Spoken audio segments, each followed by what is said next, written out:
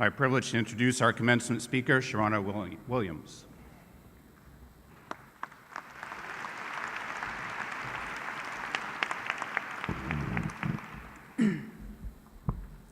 In his famous poem, If, Rudyard Kipling says, if you can dream and not make dreams your master, or think and not make thoughts your aim, if you can meet with triumph and disaster and treat these two impostors just the same.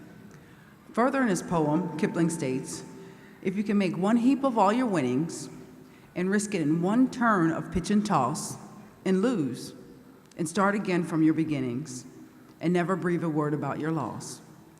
For me, only one kind of person can do as Kipling describes. That's someone filled with hope. Good morning, President Leahy, Provost Thompson, members of the esteemed Quinnipiac faculty and staff, guests, graduates, and your loved ones. It's a distinct pleasure to be here today. Last year, I was honored to be recognized as a recipient of Quinnipiac's Distinguished Alumni Award. This year, I'm humbled to be invited back as a speaker for College of Arts and Sciences Commencement. I've received several awards and honors from various institutions. However, few parallel the feeling of being honored by my alma mater. These past two occasions to return to campus have been a tremendous homecoming. As an alumna, honoree, and now speaker, I will always be a part of the Quinnipiac family. Once your degrees are conferred, as alumni, you too will be a part of Quinnipiac forever. Unlike student loans, which thankfully don't last forever, your Quinnipiac experience will remain with you for the rest of your life. There are other elements in life that will also endure: your education, faith, family, and health. But there's one element that connects and transcends all others. It's called hope. Many of you sit with various hoods, awards, and other accomplishments that you've accumulated during your time here. Some of you are perhaps graduating with multiple degrees, designations, and so forth. More importantly than all of this is you sit here today with an abundance of hope. Hope about your plans, dreams, and how they both play out in your future. Hope is an exponential amplifier. Sadly, our society often lacks it, but in our darkest times in history, hope gives you a new beginning. Whether your Quinnipiac experience was bad, mediocre, good, or great, commencement brings you to a natural tipping point. And regardless of where you've been, where you are now, or where you'll be headed, hope is the road that moves you along to a brighter path. How many of you have stock in hope?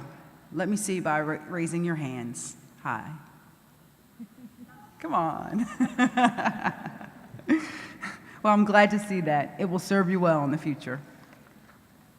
21 years ago, I sat where you sit today. Back then, I felt excited and anxious about life after college. Most of all, I felt hopeful. And if you're like me, and my hunch is that you are, then your biggest hope at this very moment is not to have a long and meaningless speech from a commencement speaker that won't be remembered. Well, my task is not to be too long or too obtuse, because I know I stand between you and your degree. My goal is to give you more hope than you have now. The best way to do that is to share my own story before, during, and after Quinnipiac, which is marked with challenges and setbacks. I've been successful because of my unwillingness to surrender hope along the way. My journey to becoming an orthopedic surgeon begins with my upbringing in Philadelphia. I grew up in the 70s and 80s in a single-parent home with 3 older brothers. At that time, most of the neighborhoods I knew in Philadelphia were pretty tough. Well, my house was tougher. My mother was extremely strict. She had rules and high expectations, which were intensified by my 3 older brothers. Despite being the youngest and the only girl, my mother and brothers didn't cut me any slack. There were no excuses, no exceptions, no pardons for any substandard showing on any level. I can recall quickly swallowing food whole at night, because in a house with 3 brothers, you could have starved. This would later serve me well in my medical school and residency times, when you have to scarf down food in between surgical cases. My brothers didn't spare food, nor did they spare their baby sister's feelings. This was life inside our house. Life outside the house particularly on the court, was tough too.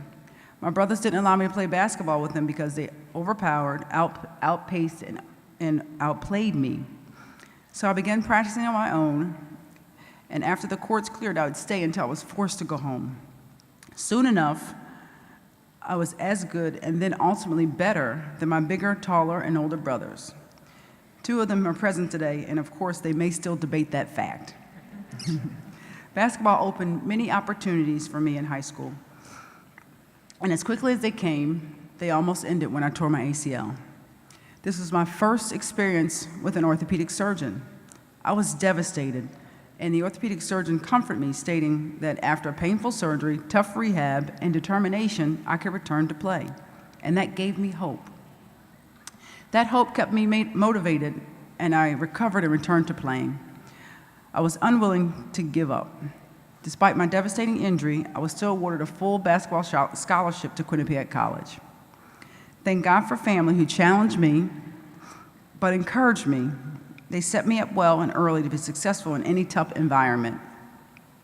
My family was the first supporters and remained the consistent factor in my success.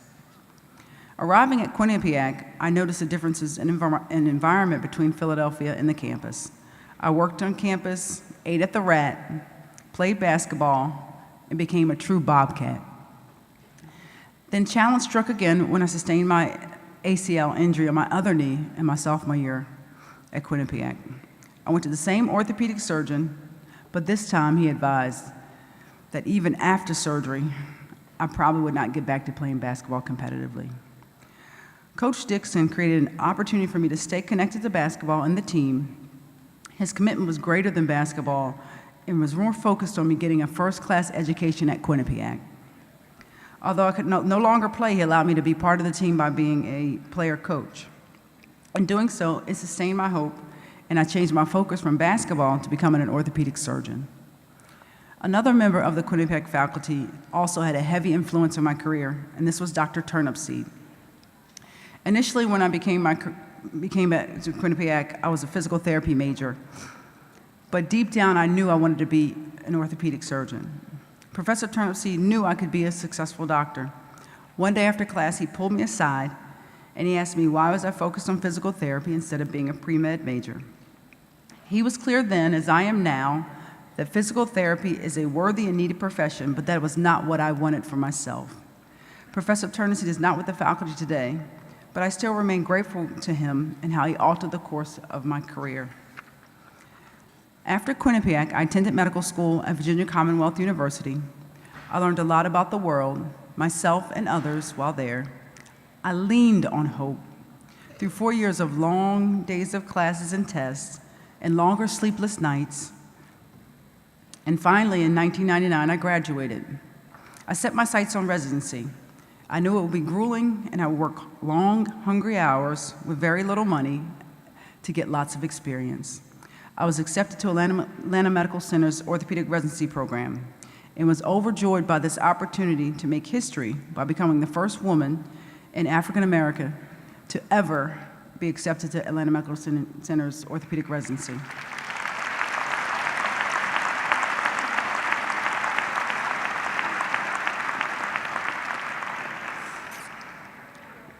In meeting Dr. Cross, the lead attending physician, that joy didn't last long. Dr. Cross told me he was not excited to have a woman in the orthopedic residency program. His philosophy was he didn't want to invest his time in teaching someone who would want to ditch their career and be a mother. His comment was only the beginning of the sexism I experienced from him and others during the residency. However, the tough love for my older brothers had prepared me well not to be affected and actually made me an MVP in the male-dominated environment of orthopedics.